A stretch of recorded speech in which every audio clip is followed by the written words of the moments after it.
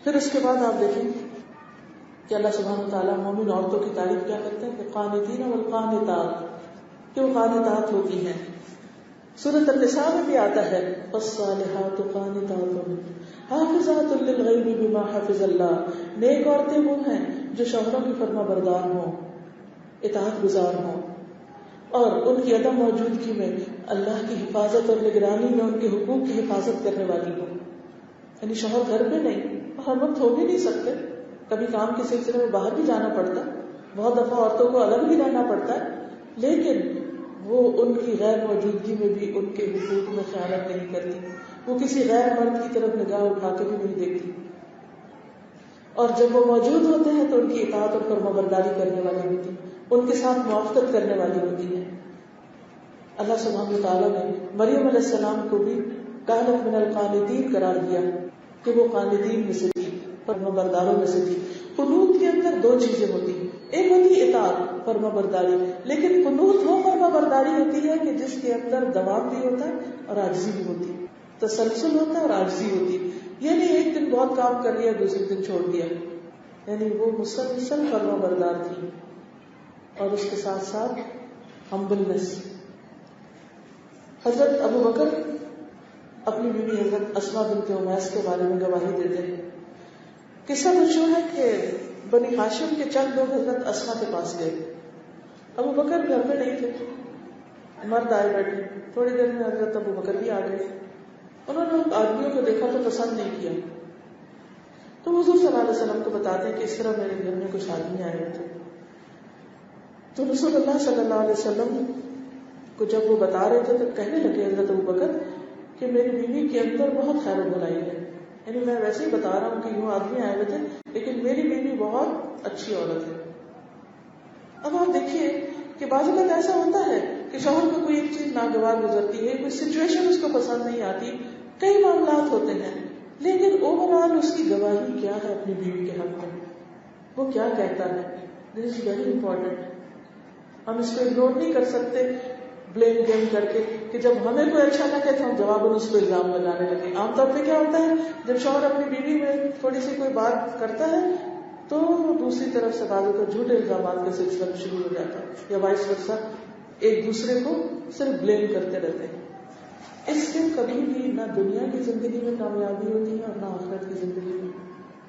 جب بھی کوئی الزام لگائے تو رک کے ضرور سوچیے کہ کیا میرے اندر یہ خامی ہے. اگر نہیں تو اطمینان سے رہیے، سکون درم برہم ہونا ہی نہیں چاہیے، کیونکہ اللہ آپ کی صفائی کو موقع دے آئے گا. اور اگر غلطی ہے تو اس کو دور کر دینا چاہیے.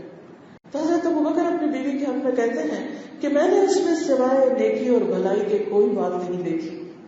And she is an excellent woman. تو رسول اللہ صلی اللہ علیہ وسلم نے فرمایا اللہ نے اسے بچا لیا. اس کے بعد نبی صلی اللہ علیہ وسلم نے منبر پر خطبہ دیا اور لوگوں سے کہا کہ آج کے بعد کوئی مرد کسی عورت کے پاس تنہائی میں نہ جائے الا یہ کہ اس کے ساتھ کچھ اور لوگ ہوں، تاکہ عورت کے اوپر کوئی حرف نہ آئے، عورت کی عزت پر کوئی ایسی چیز نہ آئے کہ جو شوہر کے لیے ناگوار ہو، اس کی شہرت خراب ہو.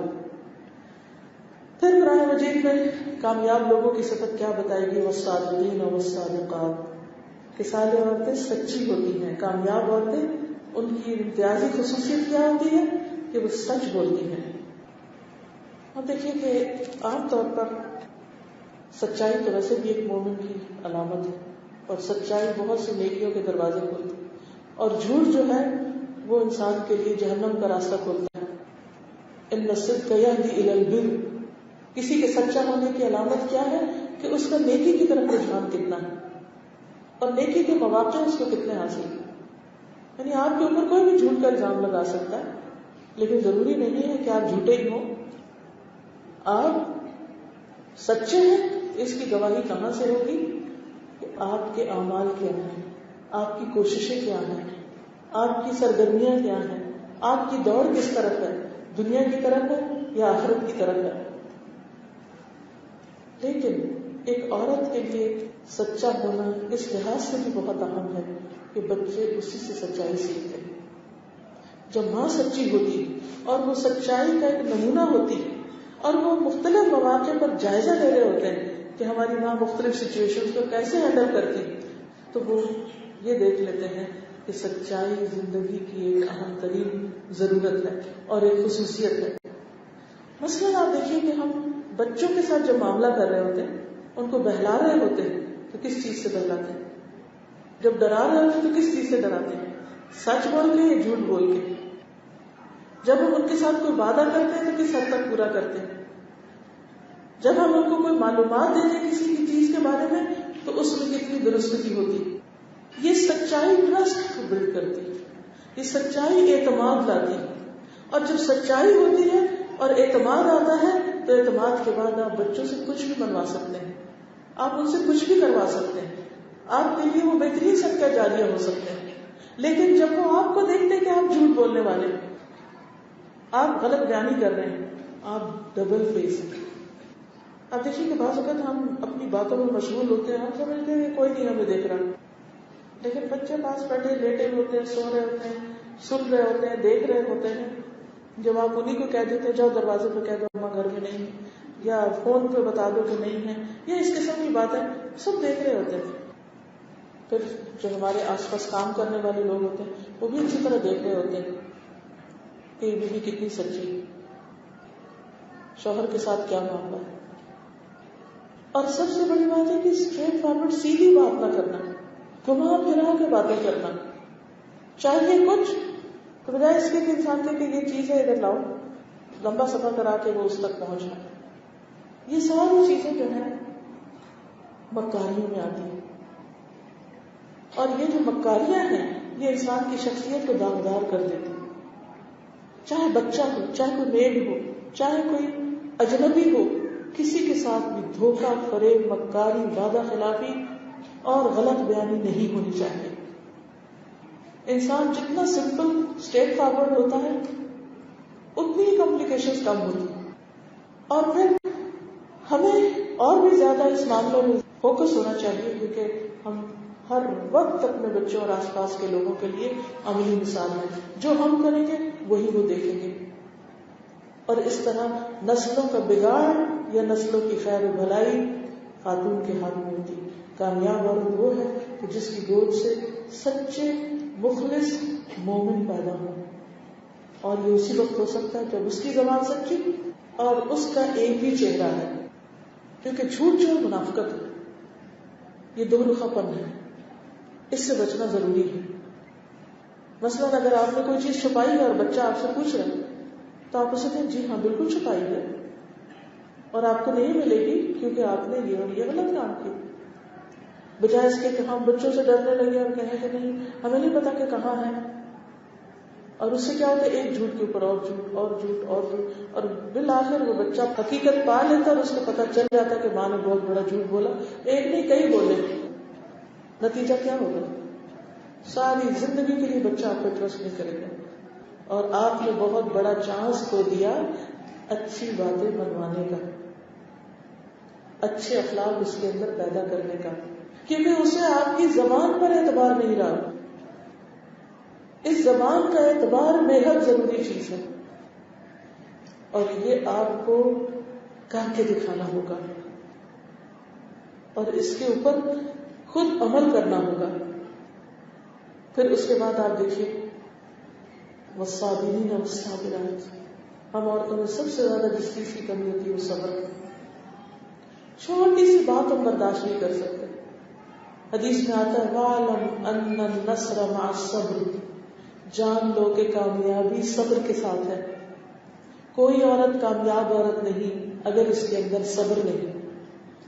اور صبر مختلف مواقع پر، صبر شوہر کے رویے پر بھی، صبر سسرال کے رویے پر بھی، صبر بچوں کی بدتمیزیوں پر بھی، اور صبر غربت میں بھی، صبر کسی حادثے کے موقع پر اور نقصان کے موقع پر بھی، صبر اپنی بیماریوں پر بھی اور اپنی لاچاریوں پر بھی. کیونکہ صبر کا اجر بے پناہ ہے. انما یوفی الصابرون اجرهم بغیر حساب، صبر کرنے والوں کو ان کا اجر بے حساب دیا جائے گا، یعنی جس کو گنا ہی نہ جا سکے. اب آپ دیکھیے کہ دنیا میں جتنی بھی چیزیں ہوتی ہیں ان کو آپ آخر کار گن لیتے ہیں، لیکن صبر کا اجر جو ہے وہ 10 گنا یا 700 گنا یا 7 لاکھ گنا نہیں، ان لمیٹڈ. کیونکہ وہ سب سے مشکل کام ہے. سب سے کڑوا گھونٹ ہے. لیکن انسان کے لیے کامیابی کا زبردست راستہ. بعض کامیابیاں صرف کام اور محنت کرنے سے نہیں حاصل ہوتی, مشکل آنے پر صبر کرنے سے حاصل ہوتی. بعض اوقات انسان نمازیں بھی پڑھتا, روزہ بھی رکھتا, حج, زکوٰۃ, خیرات, بہت کچھ کر رہا ہوتا ہے, لیکن ابھی وہ درجے میں بس صرف اتنا ہوتا ہے کہ اتنے میں کوئی کلیمٹی آ جاتی, کوئی مشکل آ جاتی, اور اس پر وہ صبر کر جاتا ہے, اللہ کی رضا پر راضی ہو جاتا ہے. صرف اس ایک صبر کی وجہ سے وہ یہاں سے وہاں پہنچ جاتا ہے. یعنی گراف اتنا اوپر جا ہائی ہوتا ہے کیونکہ یہ صبر کیا اس نے. سارے اچھے کام ایک طرف, لیکن مشکلات میں, ناپسندیدہ حالات میں صبر ان سب پہ بھاری. ہوتا کیا ہے, دنیا میں پرفیکشن نہیں ہے, انسان کو کسی نہ کسی طرف سے کوئی نہ کوئی تکلیف پہنچتی رہتی. ہم عورتیں عام طور پر بہت جلدی ہمت ہار دیتے, ایک دم غصے میں آ جاتے, ایک دم ایموشنل ہو جاتے, ایک دم دوسرے کی بات کاٹ دیتے, ایک دم دوسرے کی غیبت, ایک دم دوسرے کو الزام, ایک دم بچے کو مارتے. چھوٹی سی بات میں بچے کو اتنا زور سے بات مارتے ہوئے دیکھا میں نے کہ وہ بچے لڑکتے مار جاتے. ایک دم میں نے حرم میں دیکھا ہے خاتون کو کہ جو بچے کو باندھ میں مار رہی تھی اور مار رہی. معصوم بچوں, معصوم بچوں میں تو کچھ الزام ہی نہیں, لیکن عموماً ہم صبر ہی نہیں کرتے, اور ہم سمجھتے ہیں کہ ہر وقت صرف تشدد سے ہی کام چلے گا, صرف چیخنے چلانے سے ہی ہماری بات مانی رہے گی, اور اس طرح ہم اس ساری کیفیت سے اپنے آپ کو اور زیادہ ڈیگریڈ کر لیتے ہیں, اور زیادہ نیچے چلے جاتے ہیں. رسول اللہ صلی اللہ علیہ وسلم نے فرمایا, مومن مرد اور عورت پر جسمانی, مالی اور اولاد کی طرف سے مستقل پریشانیاں آتی رہتی ہیں, یہاں تک کہ جب وہ اللہ سے ملتا تو اس کا ایک بھی گناہ باقی نہیں ہوتا, پوری طرح صاف. اور یہ سب کس وجہ سے صفائی ہوئی؟ تکلیفوں کی وجہ سے. ماننی نہیں چاہیے لیکن آتی رہتی ہیں, آ جاتی ہیں. اور یہ آپ نے دیکھا ہوگا, صبح آپ سویرے اٹھتے ہیں امن چین میں, تھوڑی دیر کے بعد کسی کا فون آتا ہے, کوئی ایسی بات بچے کی طرف سے پتہ چلتی, کبھی بہن بھائیوں کی طرف سے, کبھی شوہر کی طرف سے, کبھی کہیں سے, کبھی کہیں. ایک مسئلے کا حل ہو نہیں چکتا تو دوسرا, آپ یہاں سے بھاگتے ہیں وہاں, اور وہاں اگلے مسئلے, وہاں سے نکلتے ہیں کہیں اور, وہاں کچھ اور. دنیا میں کوئی جگہ مسائل سے خالی ہے ہی نہیں. حل کیا ہے؟ اس کے لیے مشکلات سے نکلنے کی راہ نکالتے رہے, لیکن ساتھ صبر ضروری. صبر کیا ہے؟ صدمے کی پہلی چوٹ لگنے پر, صدمہ پہنچنے پر, کہ جب کوئی مشکل آئے اس وقت زبان بند, اور زبان پر الحمدللہ یا انا للہ و انا الیہ راجعون, یہاں یہ کہ انسان کے آنسو بھی بہ رہے ہوں تو زبان یہی کہہ رہی ہے, اللہ میں تجھ سے راضی ہوں, مجھے تجھ سے کوئی شکوہ نہیں. اور صرف اللہ سے نہیں, بندوں سے. آپ دیکھیں کہ ذرا کوئی مثلا کسی نے آپ کو ٹائم دیا اور تھوڑا سا لیٹ ہو گیا, جو ہی وہ آتا ہے سلام کرتا ہے تو آپ پہلی بات کیا کرتے ہیں؟ پہلی بات کیا ہوتی ہے؟ اتنا لیٹ آ گیا. اچھا, کسی نے فون نہیں اٹھایا, ہو سکتا ہے وہ واش روم میں, ہو سکتا ہے کوئی ڈرائیونگ کر رہا, ہو سکتا ہے کہ کوئی بچے کو بہلا رہا. جس وقت آپ نے فون اٹھایا یا مس کال کو ریٹرن کیا, پہلا جملہ کیا ملے گا آگے سے؟ تم فون ہی نہیں اٹھاتی, فوراً کمپلین. پہلی چیز کمپلین. کوئی نہیں سنتا کہ کیا وجہ تھی. اسی طرح اور بھی چھوٹی چھوٹی باتیں, کوئی چیز ہماری مرضی کے خلاف ہوگی, سوال ہی پیدا نہیں ہوتا کہ ہم اس پر صبر کر لیں. اپنے خیالات کا اظہار کرنا فرض سمجھتے ہیں اور اپنی رائے دینا بھی لازم سمجھتے ہیں. نتیجہ کیا ہوتا ہے؟ وہیں سے تعلقات خراب ہوتے ہیں. پھر اسی طرح کسی نے شادی کو نہیں بلایا, کسی پارٹی کو نہیں بلایا, کسی نے دعوت نہیں کی, کسی نے ہماری مرضی کے مطابق کوئی کام نہیں کیا, اس پہ شکوے شکایتیں, complaints complaints complaints. Next time جب آپ کسی سے کمپلینٹ کرنے لگے تو ذرا سا رک کے سوچو کہ کوئی وجہ ہوگی کہ اس سے یہ نہیں ہوا کام, کوئی وعدہ نہیں پورا کر سکا, کوئی ٹائم میں نہیں آ سکا, کوئی اور وجہ. یعنی ہم سناتے ضرور, اچھا تم نہیں کرو گے تو کام نہیں ہوگا, تانے دینا. اور اسی طرح دوسرے کو سامنے اگر نہیں بھی کسی کے کہہ سکے تو پیچھے سے اس کے خلاف باتیں کرنا, یہ سب کس چیز کی علامت ہے؟ یہ بے صبری کی علامت ہے. اسی طرح اگر شوہر کے رویے میں کوئی کمی بیشی آ گئی تو اس سے بھی کمپلینٹس, اور دوستوں کے سامنے بھی, اور پیرنٹس کے بھی زندگی حرام, اور ہر ایک کی زندگی مصیبت میں ڈال دیں. حالانکہ اگر تھوڑی دیر اس صدمے کو برداشت کر لیا جائے اور اللہ سے دعا کی جائے اور اللہ سے لو لگا لی جائے, کیونکہ خیر کی کنجیاں تو اس کے ہاتھ میں, غیب کے خزانے تو اسی کے پاس ہیں، مشکلات کا حل تو اسی کے ہاتھ میں ہے. تو یہ طوفان گزر جائے گا. یعنی ہم صرف یہ نہیں کرتے کہ صرف اپنے آپ کو مشکل میں ڈالا، سب کو جب تک نہ ڈال چکے ہم چین سے نہیں بیٹھتے. یہ سب کچھ صبر کے خلاف جاتا ہے. آپ دیکھیے حضرت عائشہ کہتی ہیں، یہ ان کی سوتن ہے حضرت سودا، ان کے بارے میں کہتی ہیں کہ میں نے حضرت سودا سے زیادہ اپنے نزدیک محبوب کوئی عورت نہیں دیکھی. سوتن سے محبت کر رہی ہوں، ان کی تعریف کر رہی ہوں، اور میں پسند کرتی ہوں کہ میں ان کے جسم کا حصہ ہوتی ہوں. اتنا ان سے پیار کرتی ہیں. اور ان کے مزاج میں تیزی تھی. جب وہ بوڑھی ہو گئی تو انہوں نے اپنے دل کی باری حضرت عائشہ کو دے دی تھی اور کہا کہ اللہ کے رسول صلی اللہ علیہ وسلم میں نے اپنی باری کا دن عائشہ کو دیا. حضرت عائشہ کو حضرت سودا کا دن بھی مل گیا. اب آپ دیکھیے ایک طرف ان کی سیکریفائس دیکھیے اور دوسری طرف ان کی قدردانی دیکھیے. آج ہم پر بھی احسان کرے اور کبھی کسی وقت کوئی تکلیف آ جائے تو کیسے کیسے اس کے خلاف باتیں کرنا شروع کر دیتے. اور یہ رشتہ دنیا کے سب رشتوں میں سب سے سینسیٹیو رشتہ ہے. ایک عورت سب کچھ برداشت کر سکتی، سوگن کو برداشت نہیں کر سکتی. لیکن کسی عورت کی عظمت آپ دیکھیے کہ وہ سوگن کے لیے اپنا دن چھوڑ رہی ہے، اور دوسری طرف دیکھیے کہ وہ اسے اتنی محبت کر رہی ہے کہ وہ کہتی ہے کہ کاش میں ان کے جسم کا حصہ ہوتی، اور ان کی ایسی تعریف کر رہی ہے. کیا آج ہمارے درمیان ایسی باہم محبت ہے؟ دو بہنوں کے بیچ میں بھی کہیں ملتی. پھر آپ دیکھیے کہ گھر کے کاموں پر جو مشکلات ہوتی ہیں ان پہ عام طور پہ ہم دل چھوٹا کر بیٹھتے ہیں. حضرت فاطمہ کے بارے میں آتا ہے کہ حضرت علی کہتے ہیں کہ فاطمہ کو چکی پیسنے سے بہت تکلیف ہوتی تھی. انہیں معلوم ہے کہ حضور کے پاس کچھ قیدی آئے ہیں، تو وہ بھی خادم کی درخواست لے کر حاضر ہوئی، لیکن آپ موجود نہیں تھے. انہوں نے حضرت عائشہ سے ذکر کیا. نبی صلی اللہ علیہ وسلم تشریف لائے تو حضرت عائشہ نے ان سے ذکر کیا. تو پھر حضور صلی اللہ علیہ وسلم حضرت فاطمہ کے گھر آئے. کہتے ہیں جب ہم لیٹ چکے تھے بستروں پر، ہم اٹھنے لگے تو آپ نے فرمایا اپنی جگہ پر لیٹے رہو. تو ہم نے آپ کے قدموں کی ٹھنڈک اپنے سینے میں محسوس کی، یعنی آپ نے ٹانگیں لمبی کری. فرمایا کہ اپنی جگہوں پر رہو. جو کچھ تم لوگوں نے مانگا ہے میں تمہیں اس سے بہتر بات نہ بتاؤں. جب تم دونوں اپنے بستر پر لیٹ جاؤ تو 33 مرتبہ سبحان اللہ، 33 مرتبہ الحمدللہ، 34 مرتبہ اللہ اکبر پڑھو. یہ عمل بہتر ہے اس سے جو تم نے مانگا ہے، یعنی تمہاری ساری تھکاوٹیں دور ہو جائیں گی. بعض اوقات شوہر کے حالات ایسے نہیں ہوتے، ماں باپ اتنا نہیں کر سکتے کہ وہ ہمیں سرپنچ بھی ساتھ دیں یا ہمارے گھر کے کاموں میں کوئی ہاتھ بٹانے والا ہو. مثلا پیرنٹس کے گھر میں کوئی لڑکی بہت اچھے حال میں رہی ہے، سسرال میں اس کو تھوڑا کام کرنا پڑ گیا تو آپ دیکھیے کہ وہ اپنے آپ کو دنیا کی سب سے مظلوم عورت سمجھے گی. اور بعض اوقات پیرنٹس کی بھی انٹرفیئرنس سے گھر ٹوٹ جاتے کہ دیکھو تمہارے سسرال میں تمہیں اپنا نوکر بنا دیا. کیا حضرت فاطمہ سے بڑھ کر کسی کی عزت ہوگی؟ جن کو جنتی عورت ہونے کا بشارت ملی وہ اپنے گھر کے کام خود کر رہی ہیں. اللہ کے رسول صلی اللہ علیہ وسلم دنیا کے تمام انسانوں میں سب سے اعلیٰ ترین انسان ہے.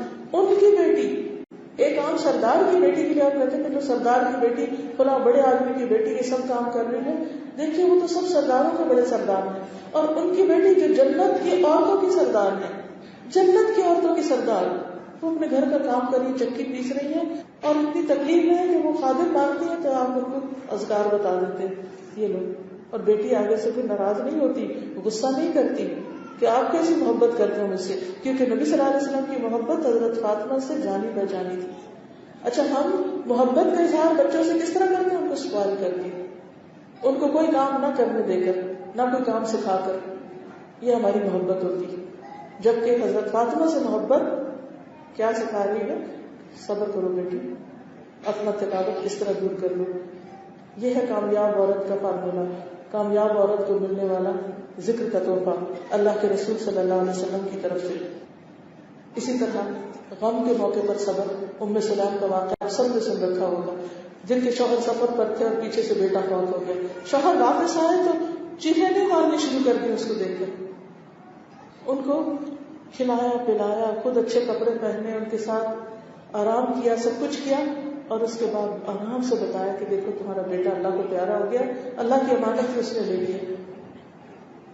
حیران ہو گئی، یعنی ایسے لگتا ہے جیسے کوئی افسانوی دنیا کی بات پڑھ رہے ہیں. لیکن حقیقی دنیا میں جس عورت کا بیٹا فوت ہو جائے اس سے اس کردار کی طرف کو، یہ صرف مثبت ہی کی جا سکتی ہے جب سچا ایمان ہو، کہ انسان اتنے بڑے صدمے کو سہ کے دل میں رکھ کے زبان پہ ایک لفظ آنے نہیں دے رہے، پوچھ رہے ہیں کہ بیٹے کا حال کیا تھا، پہلے سے بہت بہتر ہے، اور بیٹا ڈھانکا ہوا گھر میں پڑا ہے مردہ، نہ ابھی نہلایا نہ دلایا نہ کچھ، پہلے شوہر کو ویلکم کیا کیونکہ سفر سے آئے ہیں، ان کو کمفرٹ کیا، پھر اس کے بعد بات کی. ہمارا حال کیا ہوتا ہے؟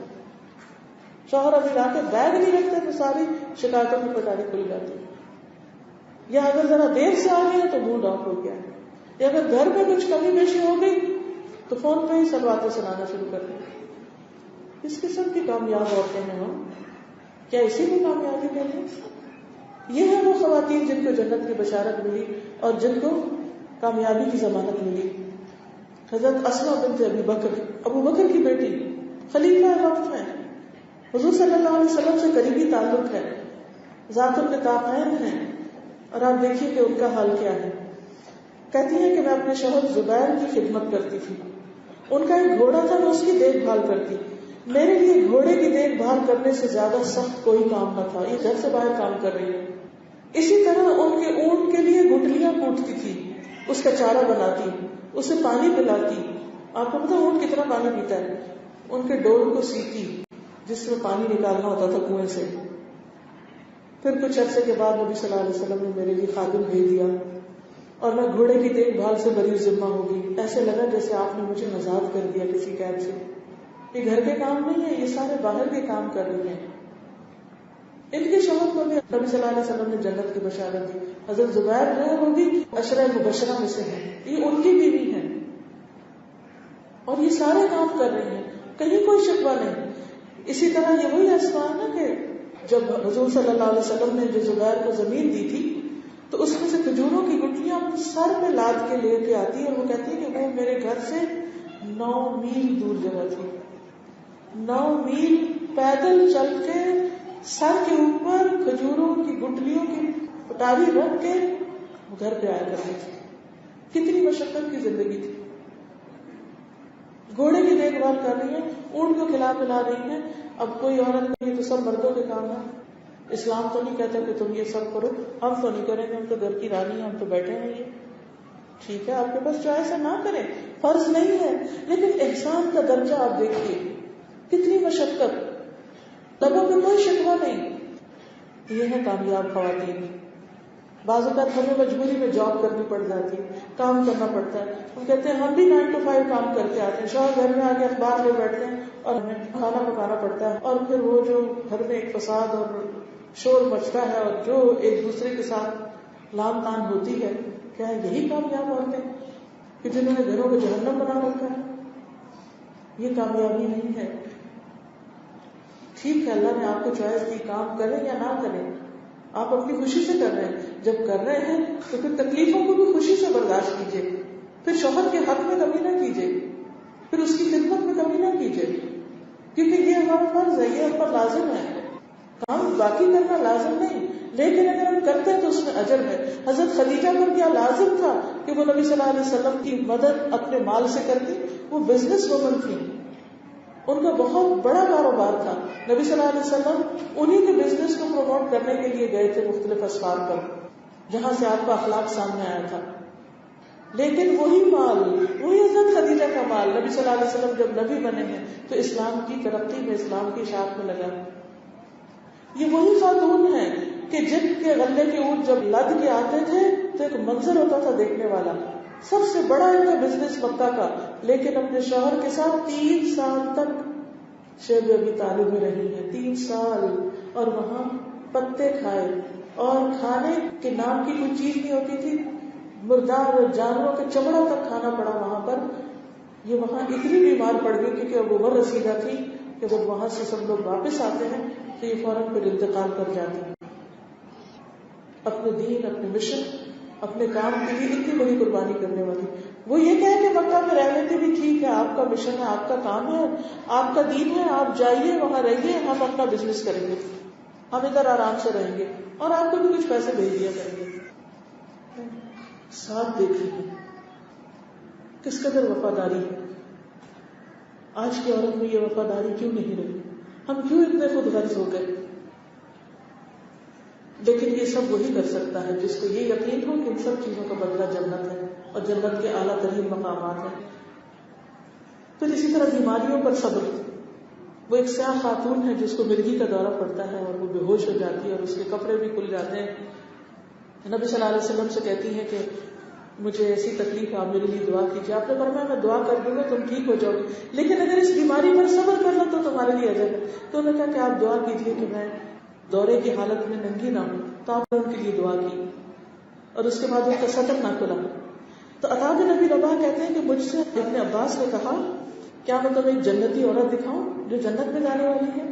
یہ ہے وہ عورت, یہ سیاہ فام عورت جس کو ایسی بیماری ہے کہ جس کے لیے دعا کرا کے وہ ٹھیک ہو سکتی تھی, لیکن اس نے صبر کرنا پسند کیا کیونکہ اللہ کے رسول صلی اللہ علیہ وسلم کو پتا تھا بعد میں خواتین ایسی آئیں گی یا لوگ ایسے آئیں گے کہ جن کو ایسی تکلیفیں ہوں گی جن پر انہیں صبر کرنا ہوگا. تو وہ عورت ان سب کے لیے بھی ایک مثال بن گئی. اس کا یہ مطلب نہیں کہ علاج نہیں کرنا چاہیے, دعا نہیں کرنی چاہیے. بعض اوقات علاج اور دعا کے باوجود انسان کی تکلیف نہیں جاتی اور وہ تکلیف اس کی موت کا ذریعہ بن جاتی. دنیاوی اعتبار سے ایسا انسان کیا ہے, ناکام, لیکن آخرت کے اعتبار سے یہ شخص کامیاب, جنتی. کس وجہ سے؟ صبر کی وجہ سے. تو بعض بیماریاں ایسی ہوتی ہیں کہ جن پر صبر بھی کرنا پڑتا ہے. رسول اللہ صلی اللہ علیہ وسلم نے فرمایا بے شک فساق جہنمی ہے. عرض کیا گیا اللہ کے رسول صلی اللہ علیہ وسلم یہ فساق کون ہے؟ آپ نے فرمایا عورتیں. ایک آدمی نے کہا اللہ کے رسول صلی اللہ علیہ وسلم کیا وہ ہماری مائیں, بہنیں اور بیویاں نہیں؟ وہ کیسے فساق؟ آپ نے فرمایا کیوں نہیں, لیکن جب ان کو نعمتیں ملتی ہیں تو شکر نہیں کرتی, اور جب ان کو آزمایا جاتا ہے تو صبر نہیں کرتی. تو صبر اور شکر یہ دو چیزیں انسان کو کامیاب بناتی ہیں. تکلیف آئے تو صبر, اور صبر کیا ہے؟ منہ سے ایسی بات نہیں نکالنا کہ جو اللہ کو ناپسند ہو اور انسانوں کا دل دکھانے والی ہو. اور نعمت ملنے پر شکر کیا؟ کہ چھوٹی سی نعمت ہو یا بڑی نعمت ہو اس پر اللہ میں راضی, اللہ تعالیٰ شکر تو نے مجھے دی. بچوں کو دیکھ کر خوش ہوں, شوہر جو کچھ دے رہا ہے اس پر خوش ہوں. جب تک سوچ مثبت نہیں ہوتی انسان شکر گزار نہیں ہو سکتا. لیکن ہم زیادہ وقت صرف کوڑنے میں گزار دیتے ہیں. پھر اسی طرح خاشعات, خشوع کرنے والی, اللہ کی اطاعت کرنے والی. نبی صلی اللہ علیہ وسلم کے ازواج مطہرات میں حضرت زینب جو تھی وہ بہت زیادہ اللہ سے ڈرنے والی ہے. حضرت عائشہ ان کی گواہی دے رہی ہے. سب سے زیادہ سچ بولنے والی, سب سے زیادہ صلہ رحمی کرنے والی, بہت زیادہ صدقہ خیرات کرنے والی, اور زینب سے بڑھ کر کوئی تواضع کرنے والی اور اپنے اعمال کو کم سمجھنے والی عورت نہ تھی. یعنی یہ سب کچھ کر کے بھی وہ کہتی تھی میں تو کچھ خاص نہیں کرتی, میرا کیا حال ہے. تو یہ بھی صبر اور شکر کی علامت ہے. پھر اسی طرح متصدقات, صدقہ کرنے والی عورتیں. نبی صلی اللہ علیہ وسلم نے فرمایا کہ اے عورتوں تم صدقہ کیا کرو, تصدقنا, کیونکہ میں نے تمہاری اکثریت کو جہنم میں دیکھا ہے. تو اس کی وجہ بھی آپ نے ہی بتائی کہ شوہر کی ناشکری کرنے والی ہوتی ہے. وہ ساری زندگی احسان کرتا ہے, کبھی کوئی غلطی ہو جاتی ہے تو کیا ہوتی ہے, ہم نے اس سے کوئی خوشی نہیں پائی, اور زبان سے بہت زیادہ لان تان کرنے والی ہوتی ہے. یہ دو چیزیں جو ہیں یہ عورتوں کو جہنم میں لے جانے والی ہیں. پھر اس کا حل کیا ہے؟ کثرت سے صدقہ کرنا. اب یہ جو کثرت سے صدقہ کرنا ہے یہ کیسے ہو؟ حضرت عائشہ اور حضرت اسماء دونوں کا انداز مختلف تھا. عبداللہ بن زبیر جو بھانجے ہیں حضرت عائشہ کے, وہ کہتے ہیں میں نے ان دو عورتوں سے زیادہ صدقہ کرنے والا کوئی نہیں دیکھا, لیکن دونوں مختلف طرح صدقہ کرتی تھی. حضرت عائشہ ذرا ذرا جمع کرتی تھی, جب کچھ جمع ہو جاتا ہے, ایک اماؤنٹ بن جاتی تو تقسیم کر دیا کرتی. اور اسماء کا طریقہ یہ تھا کہ وہ کل کے لیے کچھ جمع نہیں کرتی تھی, جو آتا تھا وہ دے دیتی تھی. دونوں ہی صدقہ کرتی, لیکن دونوں کا انداز فرق ہے. تو ہم خواتین کو ہر روز کچھ نہ کچھ صدقہ کرنا چاہیے, ضرور کچھ نہ کچھ روز دینا چاہیے. اور کوئی نہیں ملتا تو پرندوں کو ہی کھلائیں, کسی کو, اور کچھ نہیں تو اپنے ہاتھ سے جو کچھ آپ گھر والوں کے لیے پکاتے ہیں اس کو بھی یہی سمجھیں, اپنے ہاتھ سے بچوں کو دینا, کھلانا پلانا, شوہر کو دینا, مہمانوں کو کھلانا, اور خوشی سے یہ کام کرنا. یہ نہیں کہ کوئی آ جائے تو موڈ آف کر بیٹھنا, یا کوئی مانگ بیٹھے تو دیتے وقت پریشان ہو جانا. یا شوہر اگر اپنی ماں کو کچھ بھیج رہا ہے یا بہن بھائیوں کو تو اس پہ ناراض ہو جانا، اس کو بھی آپ سمجھیں ٹھیک ہے میرے بچوں اور میرا حق تھا، اگر میرے شوہر نے کچھ اپنے رشتے داروں کو دے دیا تو گویا ہماری طرف سے بھی صدقہ ہو گیا. پھر اسی طرح صائمات. حضرت حفصہ رضی اللہ تعالیٰ عنہ کو جب حضور صلی اللہ علیہ وسلم نے طلاق دی تو جبریل نے آ کر کہا کہ آپ ان سے رجوع کر لیں کیونکہ جنت میں بھی آپ کی بیوی ہوگی، اس لیے کہ وہ بہت زیادہ روزے رکھنے والی ہیں، یعنی نفلی روزے بہت کثرت سے رکھتی ہیں اور بہت زیادہ قیام کرنے والی ہیں، یعنی صوامہ اور قوامہ ہیں. اب آپ دیکھیے کہ ایک بیوی جو ہے حضرت زینب، آپ نے فرمایا تھا نا مجھ سے سب سے پہلے وہ آ کے ملے گی جس کے ہاتھ لمبے، تو سب لوگ ہاتھ ناپنے لگے کہ کس کے ہاتھ لمبے. تو سب سے پہلے جن کا انتقال ہوا بہت زیادہ صدقہ کرنے والی تھی. ہاتھ لمبوں سے مراد یہ دینے والی، ایک ہاتھ ہوتا ہے نا یوں اور ایک ہوتا ہے یوں، تو دینے والی تھی. اور یہاں یہ ان بیوی کی خصوصیت کیا ہے کہ بہت زیادہ روزہ قیام کرنے والی. دیکھیے کہ ہماری زندگی کے مختلف فیزز ہوتے ہیں. کہ خاتون کی زندگی کا پہلا ایسا کیا پریپریٹری، بچیوں کو تیار کرنا اپنے اگلے روز کے لیے، اچھی بیوی بننے کے لیے، اچھی ماں بننے کے لیے، اچھی بہو بننے کے لیے، اچھی ساس پھر بننے کے لیے. اور دوسرا کیا ہے جب وہ عملی زندگی میں داخل ہو جائے اور ان رولز کو ادا کرنے لگے. پھر ایک وقت ایسا آتا ہے کہ یہ سارے بہت کام کر کے زندگی کا ایک سکون کا وقت آتا ہے، اس وقت کو اپنے عبادت کے لیے خاص کریں. اب ایک عرصے تک بچے پیدا ہوتے ہیں، پیریڈز آ رہے ہیں، بہت سی اور چیزوں میں مشغولیت ہے، بہت تھکا دینے والے کام ہیں، کوئی بچہ بیمار ہے، کہیں کچھ ہو رہا ہے کہیں کچھ ہو. لیکن ایک وقت آتا ہے بچے بڑے ہو جاتے ہیں، انڈیپینڈنٹ ہو جاتے ہیں، آپ کے فرائض میں کمی آ جاتی ہے. اب زندگی کا یہ دور آپ ایک اچھی نانی ہے، ایک اچھی دادی ہے، جو کبھی کوتاہی اپنے بچوں کی تربیت میں رہیں گے اب وہ پوری کر لیں ان بچوں کو اچھا کچھ سکھا کر. اور پھر مزید کیا کہ زیادہ سے زیادہ مال جمع کرنے کی بجائے صدقہ خیرات کی کثرت زندگی کے ہر دور میں ہونی چاہیے، لیکن خصوصاً بڑھاپے کے قریب. پھر کثرت کے ساتھ روزے. اب آپ کہیں گے بیمار ہو گئے تو اب تو نہیں رکھ سکتے. آپ دیکھیں کہ بعض بیماریوں میں روزہ الٹا ہیلپ کرتا ہے. اسی طرح کہ رات نیند نہیں پوری ہو تو صبح کیسے اٹھے؟ نہیں، انشاءاللہ تعالیٰ آپ صبح اٹھنے لگیں گے تو رات کے اول حصے میں نیند آنے بھی لگے گی. کوشش تو کر کے دیکھیں. ہم نے صرف ایک ایکسکیوز کیوں ڈھونڈ لیا؟ اس کا یہ مطلب نہیں صرف بڑھاپے میں، اس کا مطلب یہ ہے کہ جب جب موقع ہو، لیکن جو ہی ذرا سی بنیادی ذمہ داریوں سے فارغ ہو تو اپنے رب کی طرف لو لگائیں. اللہ سبحانہ وتعالیٰ نے نبی صلی اللہ علیہ وسلم کو کیا فرمایا؟ فَإِذَا فَرَغْتَ فَانْصَبْ وَإِلَىٰ رَبِّكَ فَارْغَب. جب آپ فارغ ہو جائیں تو اپنے آپ کو عبادت میں تھکائیں اور اپنے رب کی طرف رغبت کریں. تو رب کی طرف رغبت جو ہے وہ بہت ضروری ہے. پھر صائمات کے بعد حافظات. کامیاب عورتیں کون ہیں؟ کہ جو اللہ کے حقوق کی حفاظت کرنے والی ہیں، جو اپنے شوہر کے حقوق کی عزت و عصمت کی، اس کے رازوں کی حفاظت کرنے والی ہیں، کیونکہ شوہر اور بیوی ایک دوسرے کا لباس ہوتے ہیں. بہت سی خواتین کو یہ دیکھا ہے کہ وہ چھوٹی چھوٹی باتوں پہ ناراض ہو کر، چھوٹی چھوٹی باتوں پر پریشان ہو کر شوہر کی غلطیوں خامیوں کو بڑھا چڑھا کے دوسروں کے سامنے پیش کرے گی اور اپنے ہی گھر کا پردہ چاک کر دے گی. اس میں کوئی عزت نہیں، اس میں کوئی کامیابی نہیں. کوئی بھی شخص پرفیکٹ نہیں، نہ شوہر نہ بیوی. اگر کسی میں کوئی خامی ہے آپ اس کا عیب چھپائیں گے، اللہ آپ کا عیب چھپائے گا. لیکن اگر آپ نے اس کو ننگا کرنا شروع کر دیا تو جوابی کارروائی ہوگی تو کسی کے ہاتھ میں کچھ نہیں آئے گا اور عزت نہیں جائے گی. نبی صلی اللہ علیہ وسلم نے فرمایا بہترین بیوی وہ ہے جس کی طرف تم دیکھو تو تمہیں خوش کر دے، جب تم کسی بات کا حکم دو تو بجا لائے، اور تمہاری عدم موجودگی میں اپنی ذات اور تمہارے مال کی حفاظت کرے.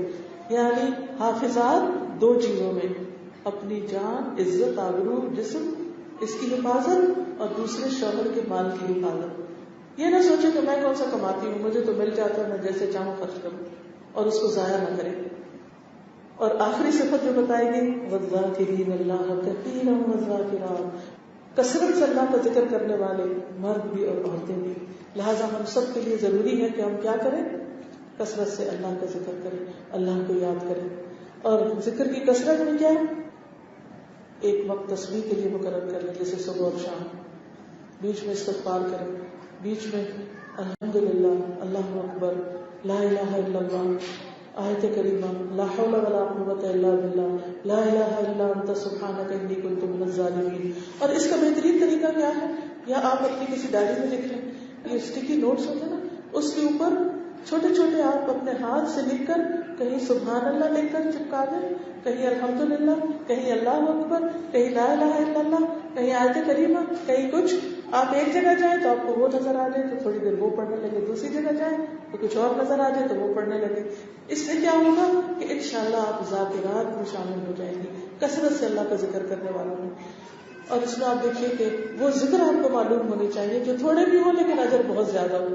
حضرت جویری اور حضور صلی اللہ علیہ وسلم کی اہلیت ہے. نبی صلی اللہ علیہ وسلم گھر سے تشریف لے گئے, جب تک واپس ہے وہ یہی جگہ پہ بیٹھ کے ذکر کیے جا رہے ہیں. اس سے اندازہ لگا کہ کتنا زیادہ ذکر کرتے. اس موقع پر آپ نے ان کو 3 دفعہ یہ تسبیحات سکھائیں, سبحان اللہ وبحمدہ عدد خلقہ ورضا نفسہ وزنۃ عرشہ ومداد کلماتہ. بچے چھوٹے ہوں, اتنے گھنٹے نہ بیٹھ سکے تو آپ کیا کریں, ان کلمات کو آپ چلتے پھرتے بھی آپ پڑھ سکتے ہیں. لیکن ذکر کی کثرت انسان کو اللہ کے قریب کر دی ہے. بات یہ ہے دنیا میں ہم سب امتحان ہیں. اس امتحان میں یا کوئی کامیاب ہو جائے گا یا کوئی ناکام ہو جائے گا. تیسری جگہ کوئی نہیں ہے رہنے کی. دنیا سے تو بہت جلد چلے جانا ہے, اور آخرت میں یا کامیابی ہے یا ناکامی. ہم سب کو یہ دیکھنا چاہیے کہ کیا ہم یہ کام کر رہے ہیں کہ کامیابی کی منزل پہ پہنچے, یا پھر ان چیزوں کو چھوڑ رکھا ہے کہ ہم آخرت میں کہیں خدا نخواستہ کسی مشکل میں پڑیں. اللہ تعالیٰ ہم سب کی مدد فرمائے اور ہمیں بہترین صفات سے نوازے. اور آپ سب کے لیے یہ ہوم ورک کہہ لیجیے, ٹارگٹ کہہ لیجیے, ٹاسک کہہ لیجیے, ٹپ کہہ لیجیے, کچھ بھی کہیے, لیکن آپ اپنے رولز کو لکھ کے یہ دیکھیے کہ آپ ان سب رشتوں کے لیے کیا کرنے والی. کیونکہ عورت سے گھر بنتے ہیں, عورت ہی رشتوں کو نبھاتی ہے, عورت ہی صلہ رحمی میں شوہر کی بھی مددگار ہوتی ہے. اس لیے صلہ رحمی ہو نہیں سکتی جب تک آپ کو یہ معلوم نہ ہو کہ ان حیثیتوں میں آپ کا کردار کیا ہے, آپ کو کہاں کیا کرنا ہے. بیٹی کی حیثیت سے, بہن کی حیثیت سے, بیوی کی حیثیت سے, ماں کی حیثیت سے, اور پھر ماں سے اوپر جو رول ہیں ساس, نانی اور دادی, اور پھر سائڈ کے جو رول ہیں بحیثیت ایک مسلمان عورت کی. کیونکہ مومن عورت جو ہے قرآن مجید میں اس کا یہ بھی کردار بتایا گیا ہے کہ والمؤمنون والمؤمنات بعضهم اولیاء بعض یأمرون بالمعروف وینہون عن المنکر. گھر کے رول کے علاوہ, خاندان کے رول کے علاوہ, ذاتی زندگی میں اللہ سے تعلق کے علاوہ دوسرے انسانوں اور دوسرے مسلمانوں کی فکر کہ ان کو دین کی طرف بلانا, یہ ہر دور میں مسلمان عورت کا کردار رہا ہے. اس پر باقاعدہ سیکھیے, جانیے, اور اپنی وسعت, حیثیت اور استطاعت کے مطابق اپنے دل دماغ کی صلاحیتوں کو استعمال کرتے ہوئے دنیا اور آخرت کی کامیابیاں حاصل کیجیے. کسی بھی منزل تک بغیر محنت کے نہیں پہنچا جا سکتا. اور کتنی محنت, سخت محنت, سخت کوشش. جب یہ لیکچر تیار کرنا تھا تو میں نے انٹرنیٹ پہ ڈالا کہ سکسیس کا میں دیکھوں کہ دنیا کی نظر میں سکسیس کا کرائیٹیریا کیا اور اس کے لیے لوگ کتنی محنت کرتے ہیں. تو اس میں ایک اسپیکر تھا, وہ اپنے لوگوں کو بتا رہا تھا کہ سکسیس کے لیے اس نے بتایا ایک واقعہ کہ کسی نے پوچھا کہ میں مالدار ہونا چاہتا ہوں, تو اس نے کہا تم صبح 4 بجے آنا میرے پاس. 4 بجے اس کو پانی کے کنارے لے گیا اور اس کو وہاں چلانا شروع کیا اور پانی کے اندر اس کو دھکا دیا. تو اس نے کوشش کر کے باہر آ گیا. تو کہا کہ کامیابی کا یہی فارمولا ہے کہ جب تم پانی میں تھے تم کیا چاہ رہے تھے کہ پانی سے باہر آؤ, اور باہر آنے کے لیے تمہیں کتنی محنت کرنی پڑی. اس وقت انسان سانس بھی روک لیتے کیونکہ پانی کے اندر سانس لے لیں گے تو سارا اندر چلا جائے گا اور مر جائے گا انسان. یعنی انسان اپنا سانس روک کے پوری جدوجہد کر کے آخری لمحے تک پوری اسٹرگل کے ساتھ باہر آتا ہے. یہ دنیا سمجھے کہ ایک سمندر ہے جس میں ہمیں پھینک دیا گیا. اتنی سخت محنت کرنی ہے کہ جس سے ہم تیرنے لگ جائیں اور باہر آ جائیں. جیسے ڈوبنے والا پانی سے باہر آنے کے لیے جتنی اسٹرگل کرتا ہے, اس سے زیادہ اسٹرگل دنیا کے امتحان سے نکلنے کے لیے, دنیا کی اس مشکل میں کامیاب ہونے کے لیے, اپنی آخرت کی منزل کو پانے کے لیے, وہاں تک پہنچنے کے لیے ہمیں کوشش کرنی ہے, محنت کرنی ہے. اللہ تعالیٰ ہم سب کو اس کی توفیق عطا فرمائے. تو جانیے, سمجھیے اور عمل کی دنیا میں نکلیے, چاہے گھر کے اندر ہو یا باہر. اللہ کی اطاعت اور رضا کے مطابق سخت محنت اور کوشش کا اپنے آپ کو عادی بنائیے. غفلت, سستی, لتھارجی, آرام طلبی, صرف عیش و عشرت کی زندگی گزارنا اور صرف کھانا پینا اور اچھا لباس اور دنیا کی زینت اور راحت اس کو کامیابی نہ سمجھی اور اسی کے پیچھے نہ دوڑتے رہی. اللہ تعالیٰ ہم سب کا مددگار ہو اور ہمیں صحیح راہیں دکھائے. آپ سب کا شکریہ. جزاکم اللہ خیرا. سبحانک اللہم و بحمدک نشہد ان لا الہ الا انت نستغفرک و نتوب الیک. السلام علیکم و رحمۃ اللہ وبرکاتہ.